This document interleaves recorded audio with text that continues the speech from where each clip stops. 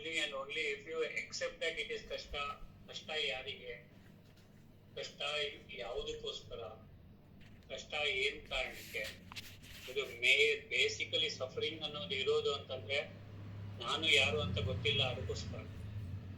ನಮ್ಮ ನಿಜವಾದ ಸ್ವರೂಪ ನಮ್ಗೆ ತಿಳಿದೇ ಇರೋದ್ರಿಂದ ನಮ್ಗೆ ಕಷ್ಟ ಅಂತ ಅನ್ಸುತ್ತೆ. ನಿಜವಾದ ಸ್ವರೂಪ ತಿಳಿದ್ರೆ ಕಷ್ಟ ಅನ್ನೋ ಶಬ್ದನೇ ಇರಲ್ಲ, ಒಂದು. ಎರಡನೇದು, ಇದು ನನ್ನ ಶರೀರವೇ ನಾನು ಅಂತ ತಿಳ್ಕೊಂಡಿದ್ರೆ that ego is there, ego factor. ಕಷ್ಟ ಯಾರಿಗೆ ಅಂದ್ರೆ ಈಗೋ ಇರೋರಿಗೆ, ಅಥವಾ ಈಗೋ ಅನ್ನ ಗಟ್ಟಿಯಾಗಿ ಹಿಡ್ಕೊಂಡಿರೋರಿಗೆ. ಅಹಂಕಾರ ಹಿಡ್ಕೊಂಡಿಲ್ಲ ಅಂತಂದ್ರೆ ಕಷ್ಟ ಅನ್ನೋ ಶಬ್ದ ಅವರಲ್ಲೂ ಇರಲ್ಲ. ಇಲ್ಲಿ ಬೇಸಿಕಲಿ ಏನು ಅಂತಂದ್ರೆ ನನ್ನ ನೇಚರ್ ಏನು, ನಾನು ಯಾರು, ಯಾತಕ್ಕೋಸ್ಕರವಾಗಿ ಇಲ್ಲಿ ಬಂದಿದ್ದೇನೆ, ನನ್ನ ಕರ್ತವ್ಯ ಏನು, what am I, who am I, what am I, where am I, what for, ನನ್ನ ಪರ್ಪಸ್ ಏನು, ಅದು ಗೊತ್ತಿದ್ರೆ ಸಫರಿಂಗ್ ಅನ್ನೋ ಶಬ್ದ ಇರಲ್ಲ. ಈಗ ಇನ್ನೊಂದು ವಿಷಯ ನಿಮ್ಗೆ ಹೇಳ್ಬೇಕು ಅಂತಂದ್ರೆ ಅದು ಕಥೆ ರೂಪದಲ್ಲಿ ಹೇಳಿದ್ರೆ ನಿಮ್ಗೆ ಅರ್ಥ ಆಗ್ತದೆ. ಇಲ್ಲಿ ಕಥೆ ರೂಪದಲ್ಲಿ I will just explain to you. ಅಂದ್ರೆ ಯಾರಿಗೆ ಆಗ್ಲಿ, if you want to keep attention on your thoughts, if you want to keep attention on your karmas. ಈಗ ಕಷ್ಟ ಪಡ್ತಾ ಇದ್ದೀರಾ, ಕಷ್ಟ ದುಃಖ ಆಗ್ತಾ ಇದೆ, ಹೇಳ್ಕೊಳ್ಲಿಕ್ಕೆ ಆಗ್ತಾ ಇಲ್ಲ. ಹಾಗಾದ್ರೆ ಈಗಿನ ನನ್ನ ಕರ್ಮ ಏನು, ಈಗ ನಾನು ನನ್ನ ಸಂಕಲ್ಪ ಹೇಗಿದೆ, ನನ್ನ ಮಾತು ಹೇಗಿದೆ, ಅಥವಾ ನಡೆ ನುಡಿ ನಡತೆ ಹೇಗಿದೆ, ಅದ್ರ ಮೇಲೆ ಅಟೆನ್ಷನ್ ಇಡ್ಲಿಕ್ಕೆ ಒಂದು ಸಣ್ಣ ಕತೆ ಹೇಳ್ತೀನಿ. ಆ ಸಣ್ಣ ಕಥೆಯನ್ನ ನೀವು ಅವಲಂಬಿಸ್ಕೊಂಡಿದ್ರೆ, ಇಫ್ ಯು ಗೆಟ್ ಏನಂತಾರೆ ಅದಕ್ಕೆ, ಆ ಕಥೆಯನ್ನ ನೀವು ಫಾಲೋ ಮಾಡಿ. ಜಸ್ಟ್ ಫಾಲೋ ದಟ್ ಕತೆ, ಫಾಲೋ ದಟ್ ಸ್ಟೋರಿ, ಅಷ್ಟೇ, ಸಿಂಪಲ್. ಅವಾಗ ನಿಮ್ಗೆ ಗೊತ್ತಾಗುತ್ತೆ. ಒಬ್ಬ ತಂದೆ ಒಂದು ಚಿಕ್ಕ ಹುಡುಗನಿಗೆ ಕರ್ಕೊಂಡ್ಬಿಡ್ತಾನೆ ರಮಣ ಮಹರ್ಷಿ ಹತ್ರ ಕರ್ಕೊಂಡ್ಬಂದು ಹೇಳ್ತಾನೆ, ಇವನು ಏನೇನೋ ಕ್ವಶನ್ ಕೇಳ್ತಾನೆ, ನಮ್ಗೆ ಅರ್ಥನೇ ಆಗೋದಿಲ್ಲ, ಅದಕ್ಕೆ ನಿಮ್ಮ ಹತ್ರ ಕರ್ಕೊಂಡ್ಬಂದಿದ್ದೀನಿ, ದಯವಿಟ್ಟು ಇವನು ಕ್ವಶನ್ಗಳಿಗೆ ಆನ್ಸರ್ ಮಾಡಿ. ಅದಕ್ಕೆ ರಮಣ ಮಹರ್ಷಿ ಅವನ ಹತ್ರ ನೋಡ್ಬಿಟ್ಟು, ಏನಪ್ಪಾ ನಿನ್ ಕ್ವಶನ್ ಅಂತ ಕೇಳ್ತಾನೆ. What is meditation? Simple question, ನನಗೇನು ಬೇಡ ಅಪ್ಪ, ಮೆಡಿಟೇಷನ್ ಅಂತಾರೆ. ಮೆಡಿಟೇಷನ್ ಅಂದ್ರೆ ಎಕ್ಸ್ಪ್ಲೇನ್ ಮಾಡ್ಲಿಕ್ಕೆ ಬರೋದಿಲ್ಲ ಅವ್ರಿಗೆ. ಮೆಡಿಟೇಷನ್ ಅಂದ್ರೆ ಏನು, ನೀವು ನನಗೆ ಎಕ್ಸ್ಪ್ಲೇನ್ ಮಾಡಿ ಅಂತ ಹೇಳ್ತಾನೆ. ಆಗ actually time around 8 o'clock in the morning ಇರುತ್ತೆ, ಬ್ರೇಕ್ಫಾಸ್ಟ್ ಟೈಮ್. ಸೊ ಬಾಪ ಹೋಗೋಣ ಅಂತ ಕರ್ಕೊಂಡು ಹೋಗ್ತಾರೆ ಡೈನಿಂಗ್ ಹಾಲ್ಗೆ. ಡೈನಿಂಗ್ ಹಾಲ್ ಕೂಡಿಸ್ಬಿಟ್ಟು, ನೋಡಪ್ಪ ಈ ಹುಡುಗ ಬಂದಿದ್ದಾನೆ, ಅವನಿಗೆ ಏನಪ್ಪ ಇವತ್ತು ಏನ್ ಅಡಿಗೆ ಮಾಡಿದ್ದೀರಾ ಅಂತ ಕೇಳ್ತಾರೆ. ದೋಸೆ, ಈ ಹುಡುಗನಿಗೆ ದೋಸೆ ಕೊಡಪ್ಪ. ಅವನಿಗೆ ಒಂದು ದೋಸೆ, ಪಕ್ಕದಲ್ಲಿ ಪಲ್ಯ, ಒಂದು ಕಡೆ ಚಟ್ನಿ ಹಾಕಿ, ಒಂದು ಬಾಳೆ ಎಲೆಯಲ್ಲಿ ಕೆಳಗೆ ಕೂತ್ಕೊಳ್ತಾನ. ಅವ್ನು ರಮಣ ಮಹರ್ಷಿ ಹೇಳ್ತಾನೆ, ಇರಪ್ಪ ತಿನ್ಲಿಕ್ಕೆ ಸ್ಟಾರ್ಟ್ ಮಾಡ್ಬೇಡ, ನಾನು ಹೂ ಅಂತ ಹೇಳ್ತೀನಿ, ಅವಾಗ ನೀನ್ ತಿನ್ಲಿಕ್ಕೆ ಸ್ಟಾರ್ಟ್ ಮಾಡು ಅಂತ ಹೇಳ್ತೀನಿ. ಹೂ ಅಂತ ಇನ್ನೊಂದ್ಸಲ ಹೇಳಿದಾಗ ತಿನ್ನೋದು ಸ್ಟಾಪ್ ಮಾಡ್ಬೇಕು, ಓಕೆನಾ? ನಾನು ಮೊದಲು ಹೂ ಅಂತ ಹೇಳ್ತೀನಿ, ಫಸ್ಟ್ ಹೂ is for you to start eating. So ಎರಡನೇ ಹೂ ಹೇಳಿದ ತಕ್ಷಣ you have to stop eating, ಅಷ್ಟೇ, ಮತ್ತೆ ತಿನ್ಬಾರ್ದು ಅಂತ ಹೇಳ್ತಾನೆ. ಓಕೆನಾ ಅಂತ ಕೇಳ್ತೀನಿ. ಓಕೆ ಅಂತ ಹೇಳ್ತೀನಿ. ಸೊ ಅವನು ಕಾಯ್ತಾ ಇರ್ತಾನೆ ಹೂ ಹಣ್ಲಿಕ್ಕೆ. ರಮಣ ಮಹರ್ಷಿಗಳು ಏನ್ ಮಾಡ್ತಾರೆ ಅಂತ ಹುಡುಗನ ನೋಡ್ತಾರೆ. ಓಕೆ ಪಾಪ ತಿನ್ಲಿ, ಹೊಟ್ಟೆ ಹಸಿತಾ ಇದೆ ಅಂತ ಹೂ ಅಂತ ಹೇಳ್ತಾರೆ. ಅವನು ಇಮಿಡಿಯೇಟ್ಲಿ ದೋಸೆನ ಹರಿದು ತಿನ್ಲಿಕ್ಕೆ ಶುರು ಮಾಡ್ತಾನೆ. ಚಟ್ನಿಯಲ್ಲಿ ಅದ್ದಿ, ಸಾಂಬಾರಲ್ಲಿ ಅದ್ದಿ ದೋಸೆ ತಿಂತಾ ಇರ್ತಾನೆ.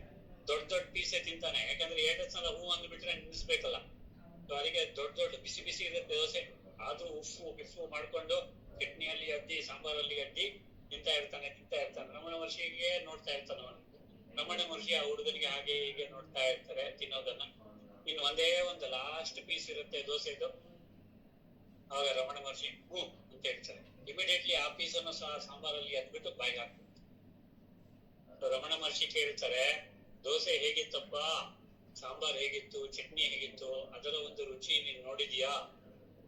ಎಲ್ಲಿ ಗುರುಗಳೇ, ನಿಮ್ಮನ್ನೇ ನೋಡ್ತಾ ಇದ್ದೆ, ಯಾವಾಗ 2ನೇ ಹೂ ಹೇಳ್ತೀರಾ ಅಂತ. ನೀವು 2ನೇ ಹೂ ಹೇಳ್ಬಿಟ್ರೆ ನಾನು ತಿನ್ನೋದು ನಿಲ್ಲಿಸ್ಬೇಕಲ್ವಾ, ಅದಕ್ಕೆ ನಾನು ನಿಮ್ಮನ್ನೇ ನೋಡ್ತಾ ಇದ್ದೆ, ನಿಮ್ಮ ಮೇಲೆ ಫೋಕಸ್ ಮಾಡ್ತಾ ಇದ್ದೆ. ಮೈ ಅಟೆನ್ಷನ್ ವಾಸ್ ಆನ್ ಯು. ಅದೇ ತರ ಮೊದಲನೇ ಹೂ, 2ನೇ ಹೂ.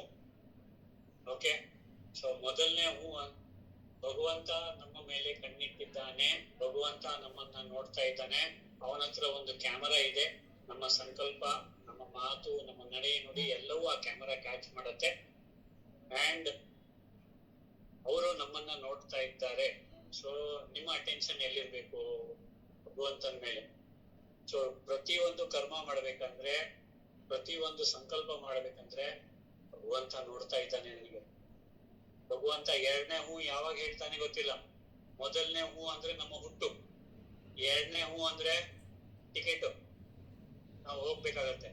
ಸೊ ಅದಕ್ಕೆ ಎರಡನೇ ಹೂ ಯಾವಾಗ ಹೇಳ್ತಾನೆ ಅಂತ ಭಗವಂತನ ಮೇಲೆ ನಿಗಾ ಇಟ್ಬಿಟ್ಟು ಕೆಲಸ ಕಾರ್ಯಗಳನ್ನ ಮಾಡಿ, ಕರ್ಮಗಳನ್ನ ಮಾಡಿ, ಅಟೆನ್ಷನ್ ಇಟ್ಟು ಮಾಡಿ. ಅಟೆನ್ಷನ್ ಯಾರ ಮೇಲೆ? ಭಗವಂತನ ಮೇಲೆ. ಭಗವಂತನ ಮೇಲೆ. ಇಲ್ಲಿ ಅಟೆನ್ಷನ್ ರಮಣ ಮಹರ್ಷಿ ಮೇಲೆ ಹೇಗ ಆ ಹುಡುಗ ಇಟ್ಟಿದ್ದ, ಯಾವಾಗ ಹೂ ಅಂತಾನೆ ನನಗೆ ನೋಡ್ತಾ ಇದ್ದಾನೆ ಅಂತ, ಅದೇ ತರ ಭಗವಂತ ನನಗೆ ನೋಡ್ತಾ ಇದ್ದಾನೆ. ಎರಡನೇ ಹೂ ಯಾವಾಗ ಹೇಳ್ತಾನೆ ಗೊತ್ತಿಲ್ಲ. ಸೊ ನನ್ನ ಕರ್ಮಶೇಷ, ಕರ್ಮ, ನನ್ನ ಭಾಗ್ಯ, ನನ್ನ ಸಂಸ್ಕಾರ, ನನ್ನ ದೈವಿ ಗುಣಗಳು ಏನು ನಾನು ತಗೊಂಡೋಗ್ತಾ ಇದ್ದೀನಿ ಅದು ಅಡಿಕ್ವೇಟ್ ಆಗಿದೆಯಾ, ಅಬಂಡೆನ್ಸ್ ಅಲ್ಲಿ ಇದೆಯಾ ಅನ್ನೋದನ್ನ ನೀವು ಅದರ ಮೇಲೆ ನಿಗಾ ಇಡಬೇಕಾಗತ್ತೆ. ಸೊ ಒಳ್ಳೇದನ್ನೇ ತಿನ್ನಿ, ಒಳ್ಳೆಯ ಕರ್ಮಗಳನ್ನೇ ಮಾಡಿ, ಒಳ್ಳೇದನ್ನ ಯಾವಾಗ್ಲೂ ನಾವು ಮಾಡ್ತಾ ಇರುವಾಗ ಅಟೆನ್ಷನ್ ಭಗವಂತ ನನಗೆ ನೋಡ್ತಾ ಇದ್ದಾರೆ. ಸೊ ಅವಾಗ ಏನಾಗುತ್ತೆ ಅಂದ್ರೆ ಭಗವಂತನ ನೆನಪು ಸದಾ ಇರುತ್ತೆ, ನೀವು ಮಾಡತಕ್ಕಂತ ಕರ್ಮದ ಮೇಲೂ ಅಟೆನ್ಷನ್ ಇರುತ್ತೆ. ಹೌದಾ ಇಲ್ವೋ? Yes, sir. Okay, so this is what is the answer for that person who is asking this sort of a question. ಹೇಳಲಿಕ್ಕಾಗಲ್ಲ ಬಿಡಿ, ಅದನ್ನ ಹೇಳೋ ಅವಶ್ಯಕತೆ ಏನಿಲ್ಲ, ಕೇಳೋ ಅವಶ್ಯಕತೆ ಏನಿಲ್ಲ. ಭಗವಂತನಿಗೆ ಎಲ್ಲ ಗೊತ್ತಿದೆ. ಆದ್ರೆ ಈಗ ನಾನು ಒಳ್ಳೇದನ್ನೇ ಮಾಡೋಣ, ಒಳ್ಳೆ ಕರ್ಮಗಳನ್ನೇ ಮಾಡೋಣ. ಖಂಡಿತವಾಗ್ಲೂ ನನಗೆ ಒಳ್ಳೇದೇ ಸಿಗತ್ತೆ. ಅಣ್ಣ, ನಿನ್ನೆ ವಾಲ್ಮೀಕಿ ಸ್ಟೋರಿ ಮೇಲೆ ನಮ್ ಎನರ್ಜೀಸ್ ಎಲ್ಲಿ ಲೀಕ್ ಆಗುತ್ತೆ ಅಂತ ಹೇಳ್ತೀನಿ ಅಂತ ಹೇಳಿದ್ರಿ. ಗುಡ್ ಕ್ವಶನ್ ದೇವ್ರೆ. ಕೋಪ ಮಾಡ್ಕೊಂಡ್ರೆ ಎನರ್ಜಿ ಲೀಕ್, ಇರಿಟೇಷನ್ ಮಾಡ್ಕೊಂಡ್ರೆ ಎನರ್ಜಿ ಲೀಕ್, ಫ್ರಸ್ಟ್ರೇಷನ್ ಮಾಡ್ಕೊಂಡ್ರೆ ಎನರ್ಜಿ ಲೀಕ್, ಅಯ್ಯೋ ಅಂತ ಹೇಳಿದ್ರೆ ಎನರ್ಜಿ ಲೀಕ್, ಏನೋ ಮಾಡ್ತಿದ್ಯಾ ಅಂತ ಹೇಳಿದ್ರೆ ಎನರ್ಜಿ ಲೀಕ್, ಕಂಪ್ಲೇಂಟ್ ಮಾಡಿದ್ರೆ ಎನರ್ಜಿ ಲೀಕ್, ಯಾರ ಮೇಲಾದ್ರೂ ನೆಗೆಟಿವ್ ಇಲ್ಲಿಂದ ಸಂಕಲ್ಪ ಮಾಡಿದ್ರೆ ಎನರ್ಜಿ ಲೀಕ್. ಓಕೆನಾ? ಆಯ್ತಾ? ಈಗ ಲೀಕೇಜ್ ಗಳೆಲ್ಲ ಪ್ಲಗ್ ಮಾಡ್ತೀರಾ. ನಿಮ್ಮ ದೋಣಿ ಇದೆ, ದೋಣಿ ಸಾಗುತ್ತಿದೆ.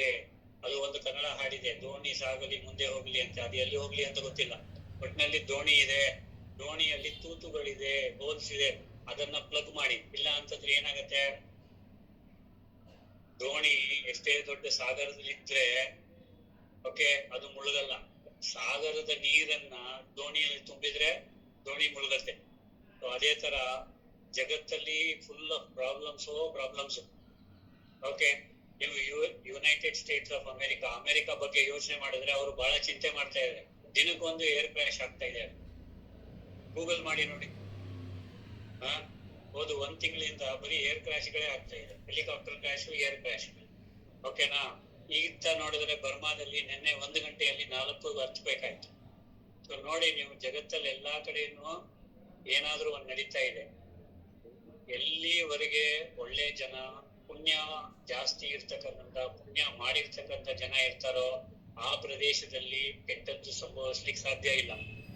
ಆದರೆ ಈ ಒಳ್ಳೆ ಜನ ಏನಿದ್ದಾರೆ ಅವರು ಯೋಚನೆ ಮಾಡಿದ್ರೆ ಏನಪ್ಪಾ ಇದು ಒಳ್ಳೇದ್ ಮಾಡಿ ಏನ್ ಪ್ರಯೋಜನ ಅಂತ ಯೋಚನೆ ಮಾಡ್ಲಿಕ್ಕೆ ಶುರು ಮಾಡಿದ್ರಿ, ಆಮೇಲೆ ಗೊತ್ತಿಲ್ಲ. ಸೊ ಅದಕ್ಕೆ ನೀವು ಒಳ್ಳೇದನ್ನೇ ಮಾಡ್ತಾ ಇರಿ, ನಿಮಗೆ ಒಳ್ಳೇದೇ ಆಗುತ್ತೆ. ಓಕೆನಾ?